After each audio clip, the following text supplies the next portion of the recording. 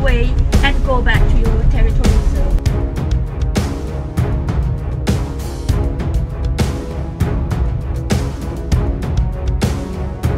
Berita terbaru, ribuan kapal perang China beraninya untuk masuk wilayah kedaulatan Indonesia.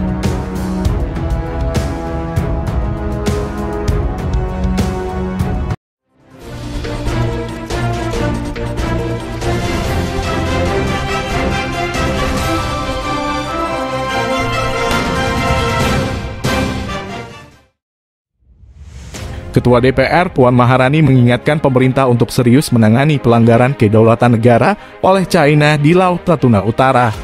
Dia menegaskan Indonesia tidak boleh membiarkan negara lain terus mengganggu wilayah kedaulatan Indonesia. Hal ini menyusul adanya kapal milik China, mulai dari kapal Coast Guard hingga kapal perang, yang berkeliaran di wilayah ZEE Indonesia, tepatnya di Laut Natuna Utara. Bahkan kehadiran kapal-kapal China tersebut membuat takut nelayan Indonesia untuk melaut. Pemerintah tidak bisa berdiam diri saat negara lain memasuki wilayah kita tanpa izin. Indonesia harus mampu menjaga kedaulatan, karena ini menyangkut harga diri bangsa. Apalagi nelayan kita, sebagian rakyat Indonesia, dibuat takut oleh mereka, kata Puan di Jakarta, Kamis 16 September 2021. Perempuan pertama yang menjabat sebagai Ketua DPR RI itu mengingatkan, bukan kali ini saja kapal China memasuki perairan Natuna. Puan pun meminta pemerintah segera menyatakan sikap kepada China untuk tidak mengganggu kedaulatan Indonesia.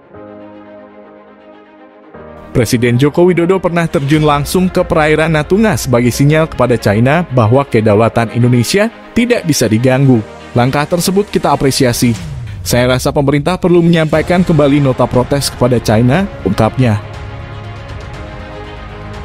Pemerintah Indonesia juga diminta menanyakan kepada pemerintah China apa maksud mereka mengirim kapal perang ke perairan Indonesia. China juga diketahui mengirimkan kapal survei yang dibayangi oleh kapal Coast Guard mereka. Apalagi akibat China mengirimkan kapal perang ke perairan Natuna, masyarakat nelayan kita jadi takut melaut. Maka harus ada upaya tegas mengusir kapal-kapal China dari wilayah kita, tambah Puan. Badan Keamanan Laut Bakamla baru-baru ini melaporkan ada ribuan kapal asing berada di Laut Natuna Utara. Bukan hanya kapal Coast Guard dan kapal perang China, tapi juga kapal-kapal Vietnam yang berusaha mengambil ikan dari perairan Indonesia. Hanya saja, baik Bakamla maupun TNI tak bisa banyak mengambil langkah. Hal ini karena kurangnya armada pertahanan serta keterbatasan bahan bakar kapal. Harus ada komitmen serius dari pemerintah untuk mengatasi persoalan ini. Kita tidak bisa main-main dengan masalah kedaulatan negara.